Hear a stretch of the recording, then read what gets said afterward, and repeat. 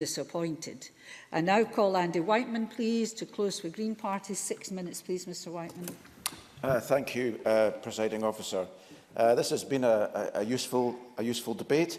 I think it's also been a debate where I think we've highlighted some key tensions, which I'll return to. At the opening of the debate this afternoon, the Cabinet Secretary talked about a paradigm shift. A paradigm shift is, the dictionary reminds us, a fundamental shift in approach or underlying assumptions. And as much as we welcome the social enterprise strategy, we don't see it as any evidence of a paradigm shift, although no doubt that may occur at some point in the future. Many members made interesting contributions. Johann Lamont mentions the importance of cooperatives, and we agree with that. Indeed, years ago, when I was considering joining a political party, I did toy with the idea of joining the Cooperative Party. I do like joining parties that are autonomous, though, and so the ancient and a very honourable hitching of the Cooperative Party with the Labour Party meant that I didn't take up that opportunity. But if I get disappointed with the Green Movement one day and the Cooperative Party becomes independent, I may well join my colleagues over here. Only joking. Comrades, indeed. And Johann Lamont's colleague Daniel Johnson did remind us with quite an effective critique of the strategy about what a strategy actually is. And I think raised a very, very important point as to why in this debate, and indeed in the Scottish Government, the Cabinet Secretary for Communities, Social Security and Equalities has the social enterprise brief, rather than the Cabinet Secretary for the Economy, Jobs and Fair Work. And I think that gets to the heart of the matter.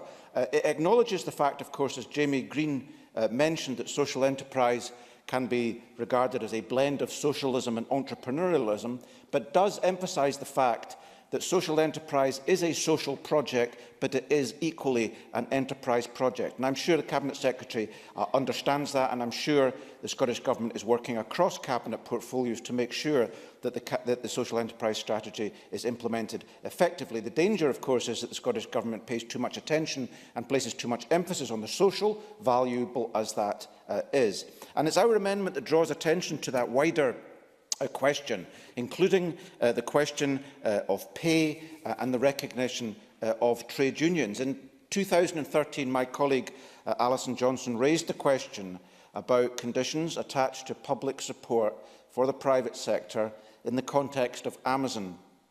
And it's why our amendment, and I quote, agrees that government support for businesses must be conditional on the delivery of social and environmental goods such as the living wage, environmental responsibility, the recognition of trade unions and equal pay.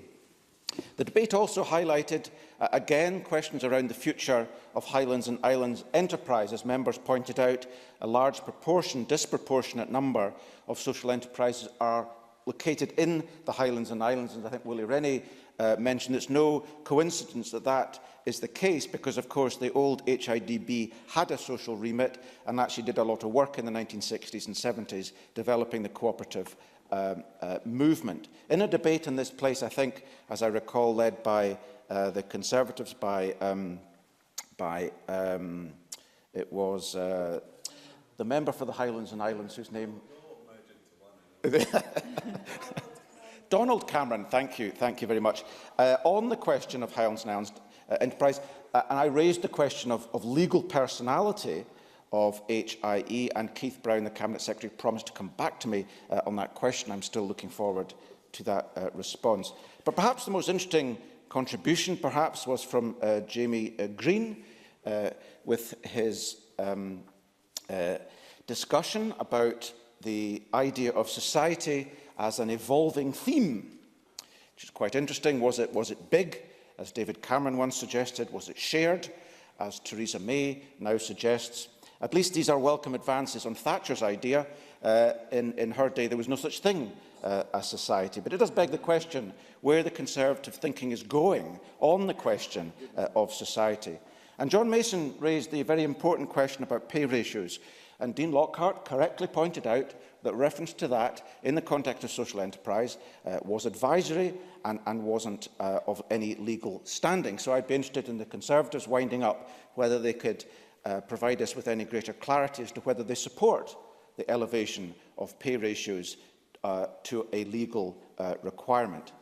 Dean Lockhart and Rachel Hamilton also raised the question about pupils and education, and that gives me an opportunity to note and endorse the very valuable work of the Social Enterprise Academy, working with primary and secondary pupils across Scotland.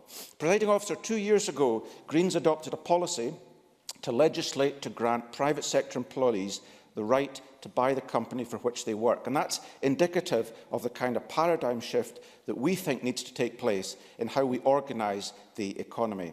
To conclude, in 3 months' time, there's local government elections. I think this is a very valuable opportunity to have further debate on the social economy. Edinburgh Council and my constituency has done valuable work on this question, but huge opportunities still exist to be exploited. I'm disappointed, for example, to read news today that Stirling Council, Labour Conservative, are going to privatise sports facilities today. Presiding Officer, we indicated we will support all amendments and the motion, and I commend our amendment to Parliament. Thank you very much, Mr Whiteman. I call Jackie Bailey to close for Labour. 6 minutes, please, Ms Bailey. Presiding Officer, I'm grateful for the opportunity to close the